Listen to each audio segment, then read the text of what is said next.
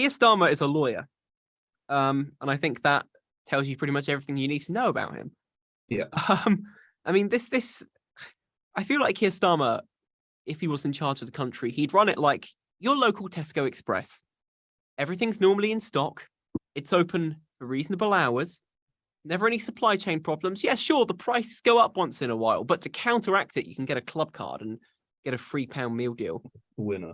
Overall, you're satisfied with your local Tesco Express. And because of current economic conditions, you can't go to Waitrose. There's no economic alternative right now. You're stuck at Tesco Express for life. And that's how the majority of voters probably currently feel. So there's a real issue in terms of the way that we're going about growing the economy, where this idea that if we put £50,000 back into the pockets of people who earn £1 million a year, and they have U-turned on that 45% tax bracket erosion now. But up to that point, it would have been about £50,000 that went back into the pockets of anyone who earned £1 million a year. That is hugely inflationary. Yeah. It's massively inflationary.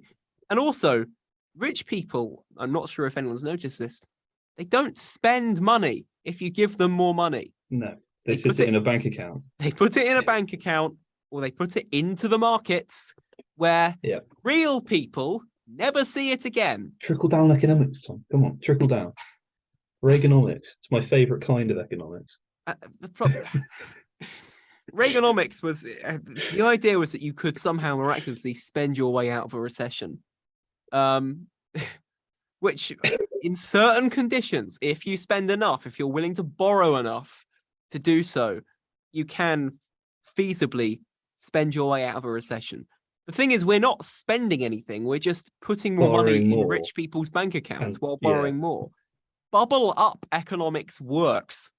That is the only kind of sort of pro-growth economics that can possibly work in a developed country.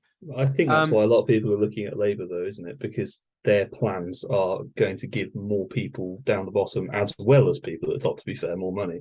It might cost more for the government, as it often does with Labour policy, but, I don't think a lot of people care.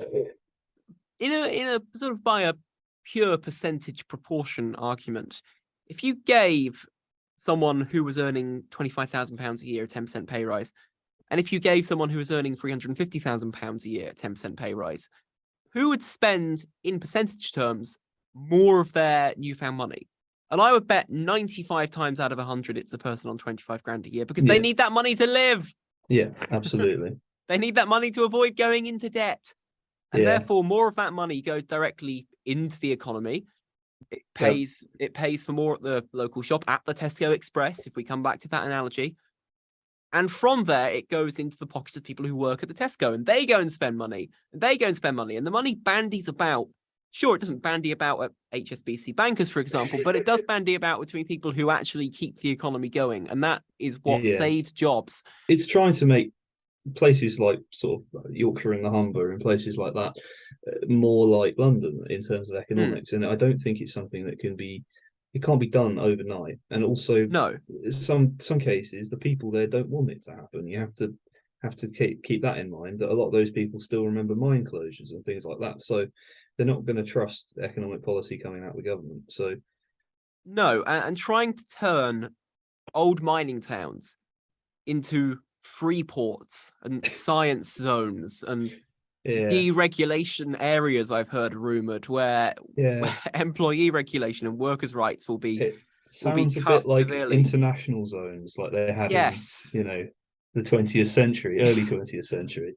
But the idea that you can somehow deregulate your way overnight and turn vast swathes of the country where a lot of the workers just want a good job that pays them enough to take care of their family into these high growth, rapid productivity areas. It doesn't work. It's a total fever dream. And it's the exact sort of thing that people who went to Oxford and Cambridge believe can happen overnight, because they do not go out and see other areas of the country. And Liz Truss is not exactly London centric, to be fair to her. Liz Truss, born in Paisley, grew up in Yorkshire, lives in Norfolk. I mean, that's not a sort of LSE professor's daughter. But she appears to have just ignored her entire lived experience growing up in a comprehensive school to try and come up with totally unworkable economic ideas. And Kwasi Kwarteng, who is an incredibly smart guy, no one's going to take that away from him. He's a very smart He's got guy a PhD. He has to went, be quite clever. he went to Cambridge and Harvard. You don't do that unless you're smart. The problem is there is paper economics and there's real world economics. And increasingly, there is a gigantic gulf between the two. And when the Bank of England step in and say that they're willing to spend £65 billion in money that doesn't currently exist or didn't exist at the time to bail out pension funds that could have gone bankrupt that day due to the shortening of the pound against the dollar, that's real world economics. That's not paper economics. That's not theory. And I think at that point, it was becoming more and more obvious that if they didn't reverse course on at least some of those policies, that we'd be in genuine economic trouble. Yeah. And I still think we are. And also, again, people, whatever people say, people did vote in Boris Johnson originally. He actually won a general election. No one actually voted, other than the people inside the Conservative Party, voted Liz Truss in. And so when she comes out with this sort of economic policy, which is quite radical, it must be said, I don't think people are very happy with it. And certainly less so people who were always on the side of Labour, but a lot of people who supported Boris Johnson originally only supported him because of the whole Brexit thing, all that sort of thing. They didn't want a person who's a hard Thatcherite conservative in, wasn't their goal. Take a wild swing at the percentage of people who believe the claim that the government is going to spur a new era of economic growth in this country. 15. You're close. It is slightly higher than that. It's 22%. Oh, okay. I was being harsh, but 22% of people believe that the government can spur economic growth and that we can grow our way out of this. 8% of people under 50, it's worth noting, are planning to vote Conservative at the next election. 8%. That's lower than the Green Party. Yeah. I've been saying this for years. That the Conservative Party needs to throw a bone to anybody under the age of 40. And it is now 40. 5 years ago, it was anyone under the age of 35. Now it's anyone born after 1980. They need to throw any sort of bone to people in our generation, but people even older than us, people who even 20 years ago would have a family and a house and a mortgage and would still be rising through the ranks at work and would have a suitable pension ready for when they retire at, get ready, 65, not 75, which is the age which most people genuinely believe that anyone who's under the age of 25 now will end up working until. 8%. The Young Conservative Conference must just be a minibus at this point. I know, it's absolutely insane. I'm surprised that anyone is actually a member of the Young Conservatives, considering all their policies are, some of them are rural centric, but most of them are very much, old people centric. Keep your money sort of where it is, will make your money go further. The thing is, if you've not got that money to start with, you've not got a house, you've not got assets, they're not doing anything for you. And they're not planning on, that's the problem. And the problem is they're not planning on it. And there was a report in the Times a while ago, universities complaining they're not bringing in enough money. And the sort of true tuition fee charge apparently should be up near £24,000 a year. I think it depends on the degree, of course, doesn't it? It does depend on the degree. I've spoken to some of the people in my department, at least, and to give you an idea of what I'm doing electronic engineering. And they say that the cost of running the course is much higher than the actual tuition fee that they get, including all the international students. And that means that they've got to get essentially bailouts from the government every year to keep operating as a department. Yeah, it's not a good situation. And sort of at the other end of the stick, you can't charge 18-year-olds 25 grand a year. No, university. That's not feasible. We're not the US. No, we're not the US. And at that point, the only people who could go to university are probably people from public school going to Oxford or Cambridge. Yeah. And that's but then again, that would be the same situation that we had pre-1990s really with university, wouldn't it? It was at one point it was 2% of people went to university. Most of those would have been public school or the very best out of the comprehensive secondary moderns, things like that. And it's just people incredibly like Liz Truss. yeah, yeah. The odd one would have gone to university, but it's just something that, the government wants 50% of people to go to university. That policy has stayed standard all the way through the last maybe 10, 15 years, more than that even. And if they're suggesting that they're going to have to put it up to £25,000 a year, which, obviously it's not suggestion, but the universities are saying that, that's gonna put people off. And it's already putting people off at 9.25 grand. That's gone up massively since 2000. That's So it's tripled. about 1,000, wasn't it? About in 2000 or something like that. It's maybe the silver lining of inflation that in real terms university is now cheaper. 8% of people under 50. That's not under 25. That's not under 30, where you can potentially blame rebellious spirit and liberal, lovey teenagers for 8%. That's under 50. And listen, if the Conservative Party wants to rely on the coalition of voters it brought to the table in 2010, they're gone. They are long gone. And in a few years' time, when we do have this mythical election, the Green Party will get a bigger vote share of people under 50 than the Conservative Party. But that's the state of British politics. If you don't live here, well done. I've just seen this pop up, actually. There's the Crimea Bridge being detonated. It has been blown up. If you didn't know that, actually, Kerch Bridge. It was. People were speculating, particularly in NATO. They were having many a joke about this because that is the only route that the southern front in Russia that can get fully reinforced and everything. And that bridge has been blown up as of yesterday. So, it has, yes. And Russian media, the most reliable source of news. Oh yes. I mean, the claim is that a fuel tanker exploded on the bridge. Yeah, no, which I've then seen caused pictures. which then incredibly caused its partial collapse. Yeah. This is despite video leaking onto the internet that shows pretty clearly a large explosion, which is fairly similar, I think we can say, to what would happen if a missile hit.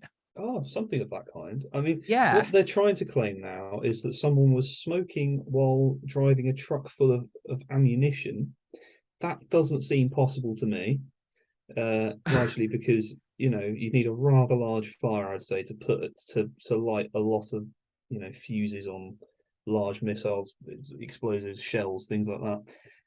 It just sounds like they've been blown up. I think what's happened in reality, anyway, is that there's been a tanker full of fuel that's been hit by a missile, and obviously that missile probably's got rare metals in it that will burn through the bridge. But there's certainly bits of the bridge that have totally gone into the sea. They've completely collapsed.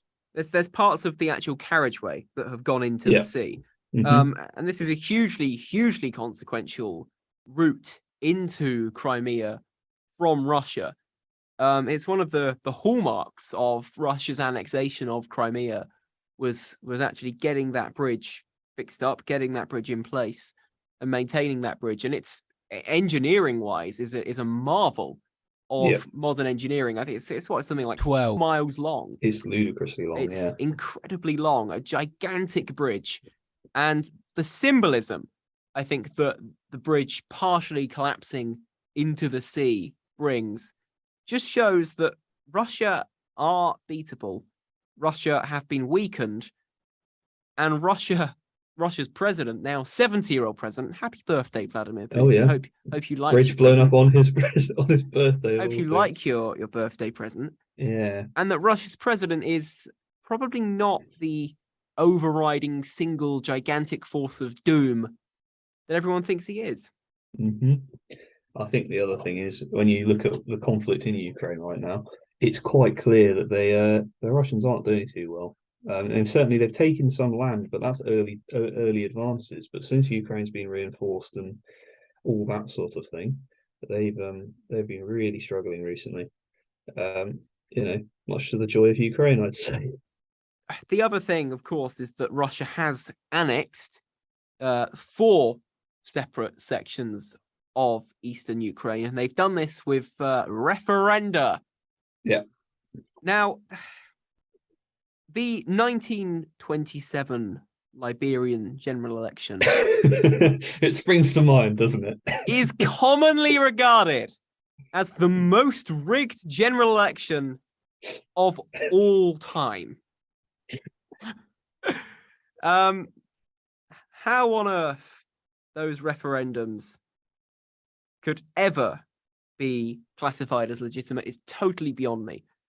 99.5%, apparently, of voters in those areas want to join Russia. I just don't understand why they wouldn't try and make it look realistic, because there are quite literally videos of the referendum slips saying which thing you were voting for, annexation or not, with people not even looking at them and putting them in the pro-Russia pile. Stunning things like that. Just wonderful, sort of beautiful election rigging. There's a book in the getting as bad as North Korea. It really is. There is a pandemic hitting Russia. It's a serious problem. It's spreading around the entire country, and it's affecting some very well-known people. Russian medical experts are baffled, quite frankly. These are some of the best doctors in the world. Yeah. At some of the best institutes in the world. And even they have not been able to solve the mysterious multiplying problem of Russians falling out of windows. I do have a slight question to ask before we go into this properly. Did any of those Russians happen to say anything against dear beloved leader Putin in the days preceding their death? I think several of them were allegedly quite unhappy with Vladimir Putin. And several of them were actually also quite highly linked to people in the military. Oh, okay. Well, I mean, I'm sure that has no coincidence at all. There is no correlation, of course. No. Couldn't be. Between their alleged dislike for Russia's president and their loss of balance within reach of a 15-story building. Yes, absolutely. Ivan Pechorin, a top manager at the Corporation for the Development of the Far East and Arctic, was found dead after allegedly falling off his yacht and drowning 2 days before he was announced. The local administration said on September 12th, it became known about the tragic death of our colleague, Ivan Pechorin, managing director for the aviation industry and corporation for the development of the Far East and the Arctic. That's all they said. Pechorin is said to have been tasked with modernizing Russia's aviation industry and worked directly with and under Vladimir Putin. Earlier this year, the company's 43-year-old general director, Igor Nosov, also died from a reported stroke. What a shame. This has happened a lot. This has been going on since February, and I know it's been going on before that because obviously you've had certain things like, you remember the Novichok attacks in Salisbury and things like that. It happens, and every so often they're uncovered, but it's been happening with stunning frequency recently, and particularly targeting what we in the West would call oligarchs. Yes. And it seems a bit suspect to me, I can't lie. The former head of the Moscow Aviation Institute, Anatoly Gerashenko, was pronounced dead after falling down, quote, several sets of stairs. The institute closely collaborated with the Russian Ministry of Defense and aided with development of fighter jets until around 2015. It's a terrible shame, this. In 2018, former deputy director of the Russian national air carrier Aeroflot, Nikolai Glushkov, who famously claimed that around 1/4 of the company's employees were officers of Russian intelligence, was found hanged in his home in New Malden, just outside London. Which is, again, a terrible, terrible shame. The results of an inquest showed that Glushkov was unlawfully killed, with his death made to look like a suicide by hanging. I can't possibly think of who would want to want to kill him. It's a bit like when you in Russia, and in fact even in the West, but Russia particularly recently, when people commit suicide tragically by shooting themselves in the back of the head. It happens all too often. The chairman of the board of Russia's largest private oil company, Ravil Maganov, died in what Russian news agency cited as an accidental fall from a hospital window. Initially, the company had claimed he had died after a severe illness, which is a strange way of changing your tune. defining falling from a window. Mm-hmm. He appears to have fallen from a 6th-story window. Some sources say he tripped and fell while smoking after he saw a pack of cigarettes sitting by the window. You know, Jesus. I love Twixes. Mm-hmm. But whilst I've been in hospital, I have never seen a Twix by a 6th-story window, reached out to grab it, and plummeted to my death. No. Unbelievably, it is not something that I thought was really possible. No, but these things happen in Russia.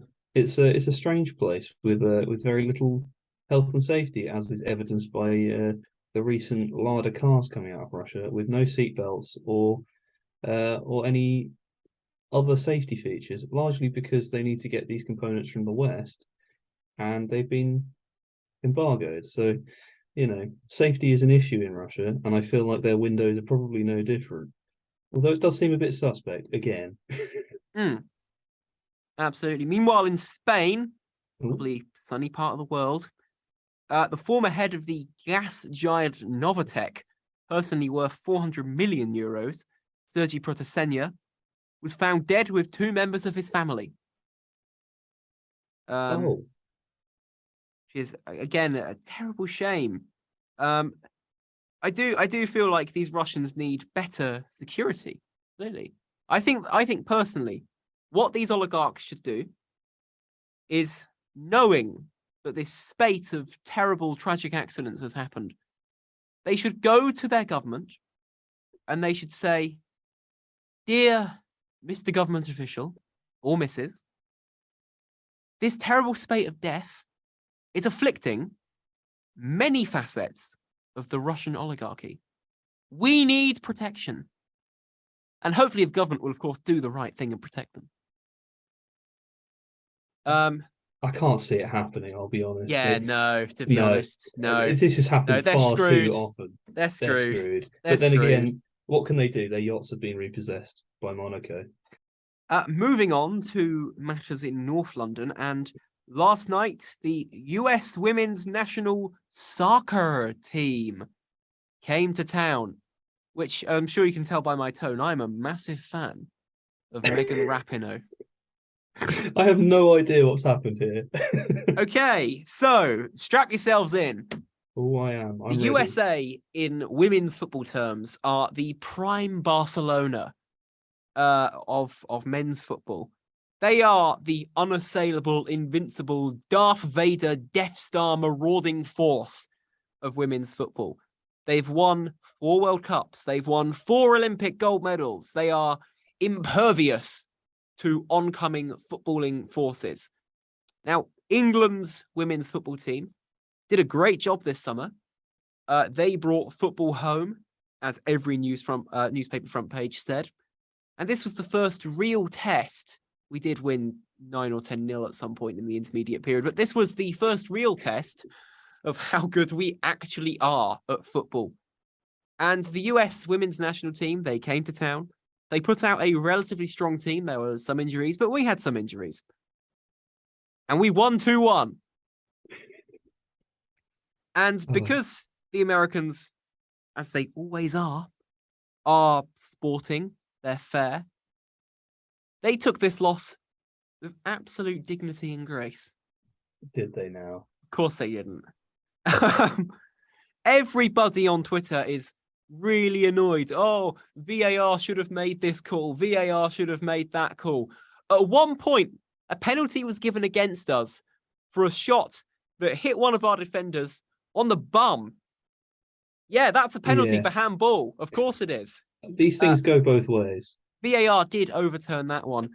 But the American women's national team Twitter account, I do sure love Twitter, went on to claim that the attendance of 76,893 people was the largest attendance for a friendly match in US women's national team history. Now, Oh, I see a problem here because my logic would dictate that around 76,893 of those people had come to see the England team play. yeah. They weren't the pulling power here. They weren't the star attraction. They were, to quote legendary boxing figure Jake Paul, Oh, B-side. Now, here's what I didn't know about women's football in America, or soccer as they insist on calling it until my ears melt. They're wrong. Whenever the US women's team plays, even in places like Columbus, which are not mega cities, they charge $120 a ticket. Jeez. $120 a ticket. How much were tickets for last night's match? The cheapest tickets for an adult were £10, the most expensive for £45. And they wonder why 76,000 people turned up to Wembley. Because the tickets were cheap. And there's an England women's football team that people can actually get behind. Okay, so it's more expensive in America.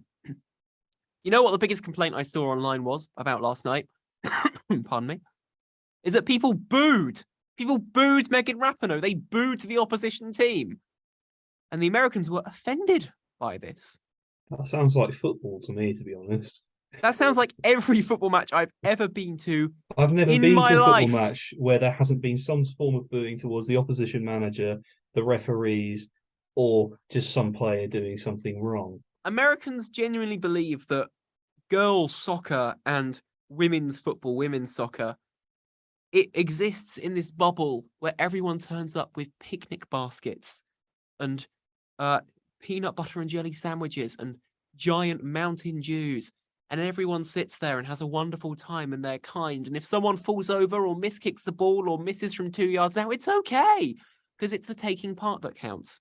I don't see how it should be any different. This is the thing. If you want to have men's football, you want to have women's football. I don't see what the difference should be, because if you make it a difference, then it's, you're making the problem, aren't you? It's not how football works in this country. No, certainly not. For Americans to come over and complain that the atmosphere was uncomfortable.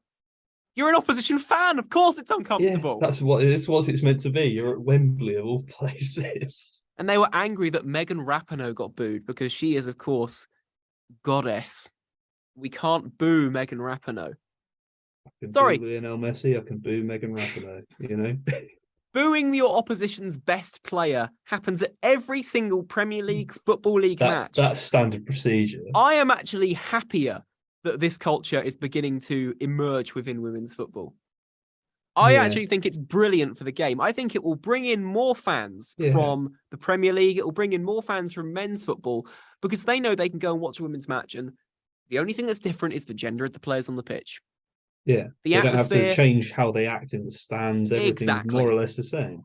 And I actually think it is quite patronizing for some Americans to expect, and it is an expectation, that they can waltz into a different country and the culture surrounding their beloved soccer remains exactly the same. Mm-hmm. You lost, your culture is wrong, your opinions are wrong, you're patronizing women's football and blocking the growth of the game.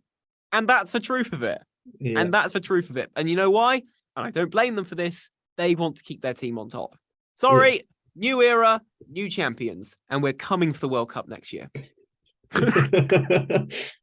Watch us get knocked out in the group stage. Yeah. I am still bitter about 2019. I think that's probably the truth. I think it was something like 12 million people watched our women's semi-final in 2019. So to say that women's football has had its first boom period is wrong, but I think now it's something that can be sustained for the next 5-10 years, and I think that's a good thing. And also I do like the idea, and this was pioneered by cricket a lot actually, was double headers between having a women's Super League match followed by a Premier League match. And again, it's an easy win. You get to play in bigger stadiums with the women's teams, and pretty much by osmosis, the crowds will be larger. They won't be 70,000. They won't be sellouts. But no, but then how many actual games are? Look at AFC Bournemouth. Well, look at exactly. Some of the smaller teams in the higher divisions. The Etihad is not nicknamed the Empty Had for no reason. When Prince William went to St Andrews, apparently they gave him a different name, which I'm still not sure what it is, but they gave him a different name amongst his peers so that any journalists who have been sent onto campus to scout out Prince William wouldn't know who he is. Because, of course, famously, he's not that recognizable. Yeah. Slight problem with that one, lad. Slight problem with that one. Yeah, look how far that got them. Got them very far. Now, something that happened at the end of August, which I do feel the need to talk about, is a cricket tournament that took place in the West Indies called the 60. Now, it wasn't just the 60 as in SIXTY. It was the 60, the spelt normally, which is good. Number 6, IXTY. You mean the 660? The 660. Now, this tournament, it was like watching ADHD on a screen. Yeah. I watched the semi-finals and the final. And in that time, someone hit a 6. Therefore, there was a dance off in the crowd. Every time there was a 6, this happened. No. That was just the first time. Just the first time. Okay. The next time there was a 6, a man on stilts emerged from the dressing room and began walking around in the crowd. I'm not sure where they got him from. I'm not sure where he went. Kidnapped. But he was there for 15 seconds. He was there. It sounds like it might have been a bad rip-off of another cricket tournament with a similar name, perhaps. It may have been slightly 40% shorter than that cricket tournament in terms of balls per innings. But yeah, you could call it that, couldn't you? You could call it the 100. You could. You genuinely could. Another 6 was hit shortly afterwards, and for some reason, someone in the crowd, in an example of why bubble up economics is a great idea, won $500. Is that East Caribbean dollars? That's US dollars. That's US dollars. And that means they could basically buy England at this point. Yeah. So they became a very rich person immediately because someone hit 6. I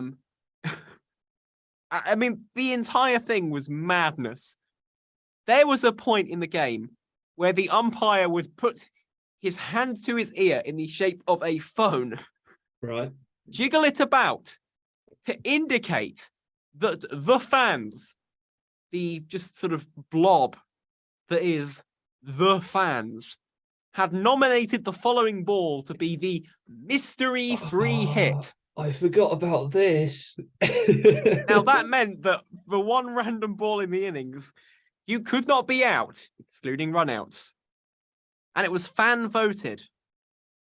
And at one point, Kieran Pollard was bowling.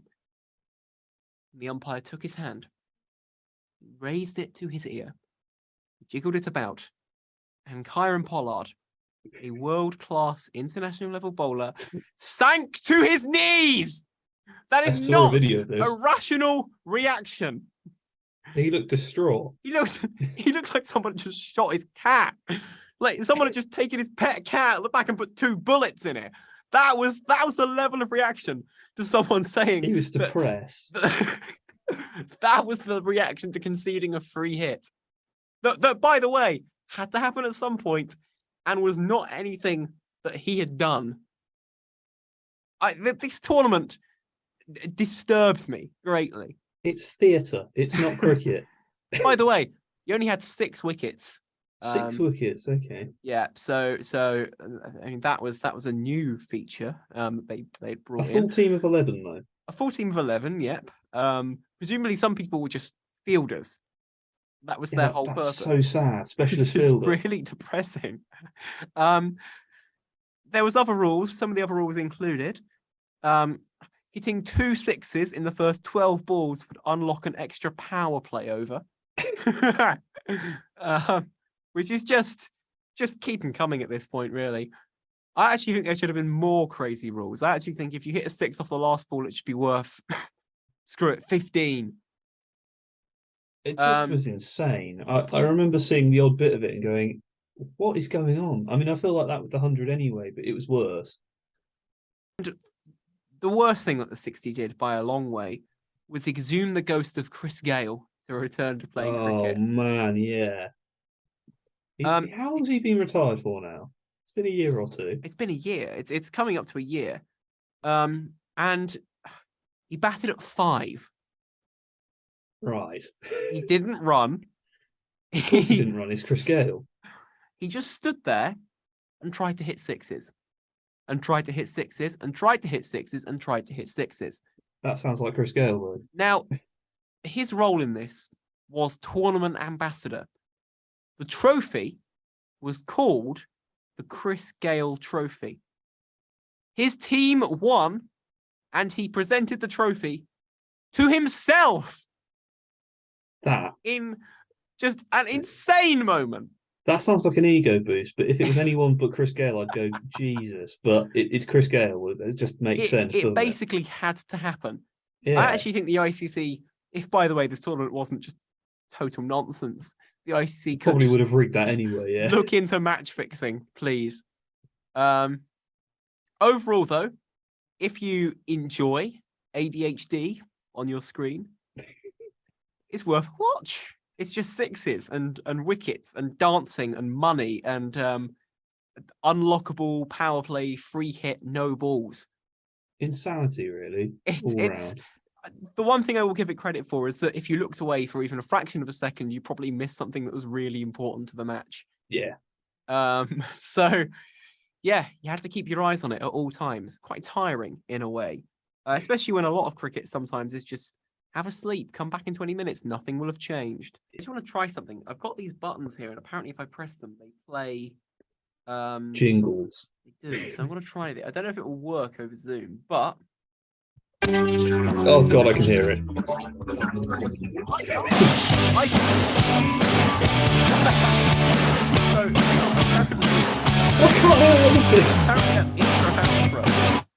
Apparently that one they sound horrible, bass boosted, and really, really rough. I might just put this in the podcast because it's funny without giving anyone any context as to what they are.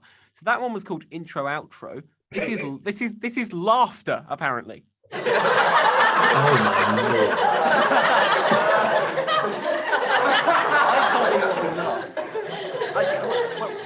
I think how long does it go on for? A long time. Jesus. So that one's laughter. I think the listeners might be able to hear them, but I can't as I'm sat here. I can hear them.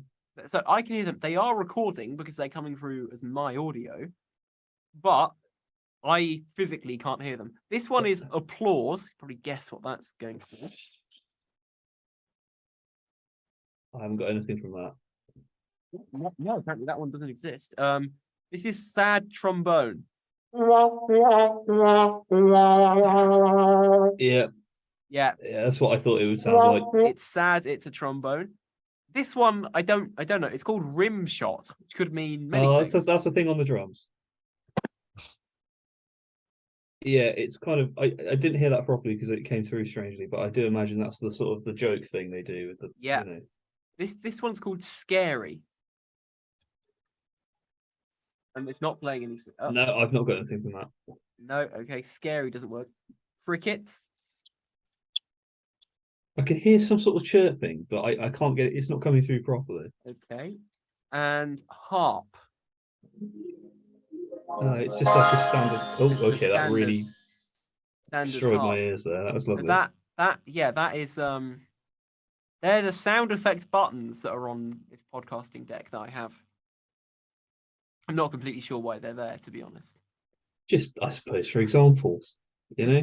Have fun. There is actually a bank too where you can upload your own. Oh, go on. Your own sounds and play them. Which got to be the sound of me screaming or something like that. Screams, pain, suffering, and agony.